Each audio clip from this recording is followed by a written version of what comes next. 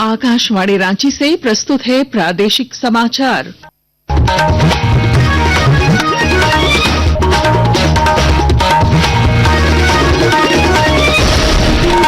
नमस्कार। प्रादेशिक समाचारों के साथ मैं पूनम केरकेट्टा। पहले मुख्य समाचार। द्वितीय जेपीएससी घोटाला मामले में आरोपियों की आज सीबीआई कोर्ट में होगी पेशी। सीबीआई ने 70 लोगों को बनाया आरोपी। झामुमो के 13वें महाधिवेशन का आज दूसरा और अंतिम दिन। 1932 खतियान नीति, ओबीसी आरक्षण और सरना कोड लागू करने जैसे प्रस्तावों पर लगेगी मोहर। रिम्स शासी परिषद की 59वीं बैठक आज। स्वास्थ्य मंत्री की अध्यक्षता में डॉक्टरों की पदोन्नति, नई नियुक्ति और मेडिकल सुविधाओं पर लिए जाएंगे फैसले। झारखंड हाईकोर्ट और जिला कोर्ट की सुरक्षा को लेकर आज होगी समीक्षा बैठक। न्यायालयों में सुरक्षा व्यवस्था को मजबूत करने पर की जाएगी चर्चा। और आईपीएल टी20 क्रिकेट में आज शाम पंजाब किंग्स का सामना कोलकाता नाइट राइडर्स से। और अब समाचार विस्तार से। द्वितीय जेपीएससी घोटाला मामले में आरोपियों की पेशी आज सीबीआई कोर्ट में होगी। सीबीआई ने इस मामले में 70 लोगों को आरोपी बनाया है, जिनमें कई वर्तमान में उच्च पदों पर कार्यरत हैं। 12 वर्षों की जांच के बाद 26 नवंबर को विशेष कोर्ट में चार्जशीट दाखिल की गई थी। झारखंड मुक्ति मोर्चा के 13वें केंद्रीय महाधिवेशन का दूसरा दिन आज रांची में जारी है। इस अधिवेशन में झारखंड समेत 9 से अधिक राज्यों से लगभग 4000 प्रतिनिधि भाग ले रहे हैं। कार्यकारी अध्यक्ष पद को समाप्त कर हेमंत सोरेन को केंद्रीय अध्यक्ष नियुक्त किया गया है। पहले दिन संगठनात्मक और राजनीतिक प्रस्तावों को मंजूरी दी गई, जिनमें 1932 के खतियान आधारित स्थानीयता नीति, ओबीसी आरक्षण और सरना धर्म कोड लागू करना शामिल है। आज महाधिवेशन के अंतिम दिन इन संशोधनों पर अंतिम मोहर लगाई जा सकती है। राजधानी रांची स्थित रिम्स में कैंसर मरीजों की जांच के लिए जल्द ही पीपीपी मोड पर पैट स्कैन मशीन और थैलियम स्कैन की सुविधा शुरू की जाएगी। आज स्वास्थ्य मंत्री इरफान अंसारी की अध्यक्षता में रिम्स शासी परिषद की 59वीं बैठक होगी, जिसमें 28 एजेंडों पर चर्चा की जाएगी। बैठक में 100 डॉक्टरों की पदोन्नति, टेक्नीशियन के 80 पद सृजन, पीडीसीसी पीडीएएफ कोर्स शुरू करने और एमएससी नर्सिंग कोर्स को मंजूरी देने पर फैसला होगा। साथ ही डीम्ड यूनिवर्सिटी के प्रस्ताव और हेल्थ मैप मेडॉल के करार की समीक्षा की जाएगी। राष्ट्रीय क्वांटम मिशन के अंतर्गत विज्ञान और प्रौद्योगिकी विभाग से चयनित स्टार्टअप क्यूएनयू लैब्स ने कल विश्व क्वांटम दिवस पर दुनिया के पहले प्लेटफॉर्म क्यू शील्ड का शुभारंभ किया। एक रिपोर्ट। क्यू शील्ड उद्यमों को अपनी महत्वपूर्ण अवसंरचना सुरक्षित रखने में सशक्त बनाता है। यह क्लाउड, ऑन प्रीमाइसेस या हाइब्रिड सहित निर्बाध क्रिप्टोग्राफी प्रबंधन को भी सक्षम बनाता है। विज्ञान और प्रौद्योगिकी मंत्रालय ने एक वक्तव्य में कहा कि क्यू शील्ड कॉस्मोस, सुरक्षित कनेक्टिविटी के लिए क्यू कनेक्ट और सुरक्षित क्यू वर्स जैसी विभिन्न सेवाओं को भी सुविधा देता है। क्वांटम प्रौद्योगिकी में वैश्विक नेतृत्व की दिशा में भारत के प्रयासों में इस प्लेटफॉर्म का शुभारंभ एक महत्वपूर्ण कदम है। समाचार कक्ष से जसपाल कौर। अमेरिका द्वारा इलेक्ट्रॉनिक्स पर अस्थायी टैरिफ राहत और टैरिफ में छूट की संभावना के सकारात्मक वैश्विक संकेतों के बीच बंबई शेयर बाजार का सेंसेक्स और निफ्टी आज दोपहर के कारोबार में 2% से अधिक की बढ़त के साथ कारोबार कर रहे थे। अब से कुछ देर पहले सेंसेक्स 1586 अंक बढ़कर 76,744 पर था।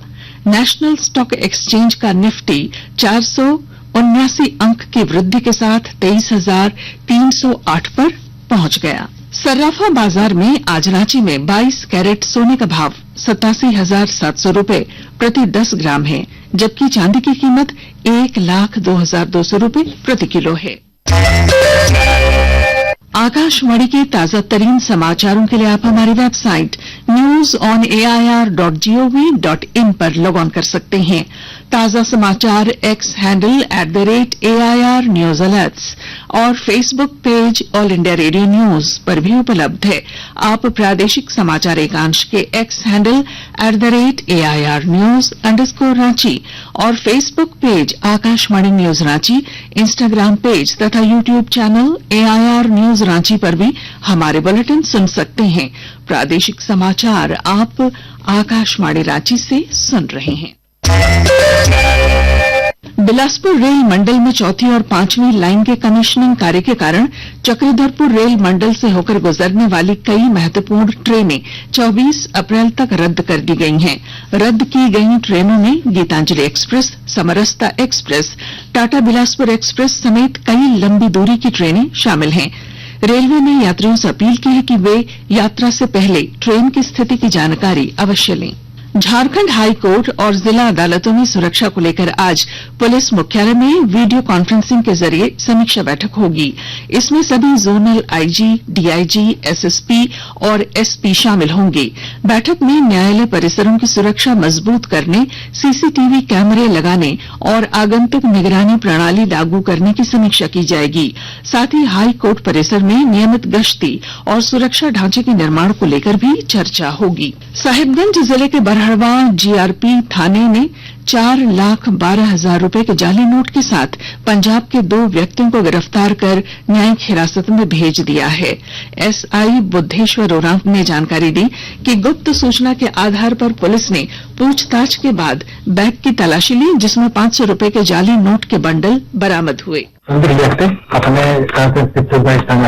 मुख्य द्वार के पास के बगल से गुजरने लगे।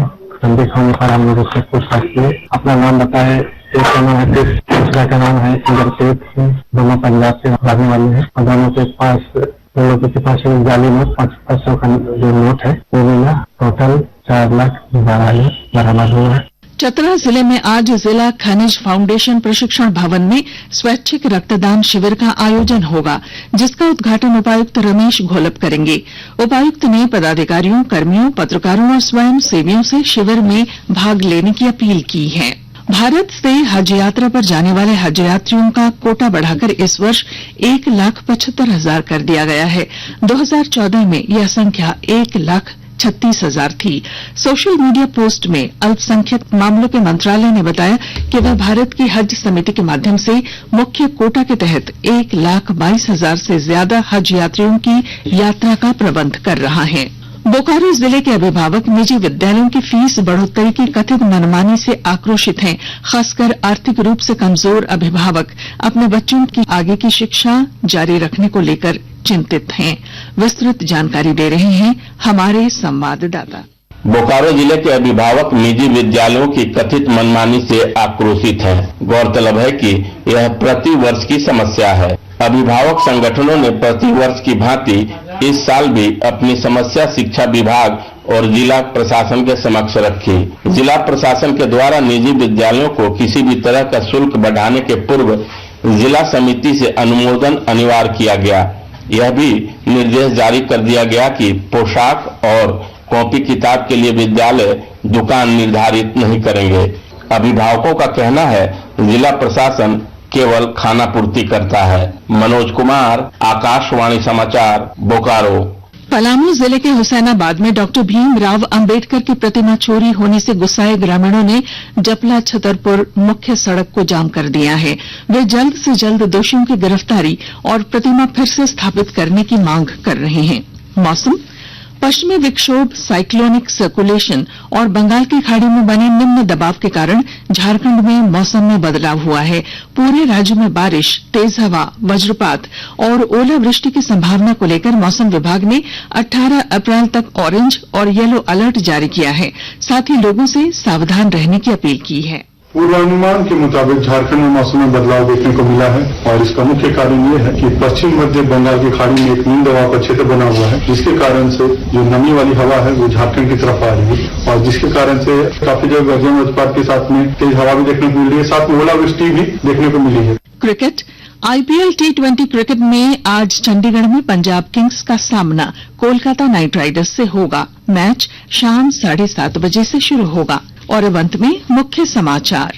द्वितीय जेपीएससी घोटाला मामले में आरोपियों की आज सीबीआई कोर्ट में होगी पेशी। सीबीआई ने 70 लोगों को बनाया आरोपी। झामुमो के 13वें महाधिवेशन का आज दूसरा और अंतिम दिन। 1932 खतियान नीति, ओबीसी आरक्षण और सरना कोड लागू करने जैसे प्रस्तावों पर लगेगी मोहर। रिम्स शासी परिषद की 59वीं बैठक आज स्वास्थ्य मंत्री की अध्यक्षता में डॉक्टरों की पदोन्नति, नई नियुक्ति और मेडिकल सुविधाओं पर लिए जाएंगे फैसले। झारखंड हाईकोर्ट और जिला कोर्ट की सुरक्षा को लेकर आज होगी समीक्षा बैठक। न्यायालयों में सुरक्षा व्यवस्था को मजबूत करने पर की जाएगी चर्चा। और आईपीएल T20 क्रिकेट में आज शाम पंजाब किंग्स का सामना कोलकाता नाइट राइडर्स से। और इसके साथ ही आकाशवाणी रांची से प्रादेशिक समाचार का ये बुलेटिन समाप्त हुआ। अगला प्रादेशिक समाचार बुलेटिन दोपहर 2:55 पर प्रसारित किया जाएगा। नमस्कार।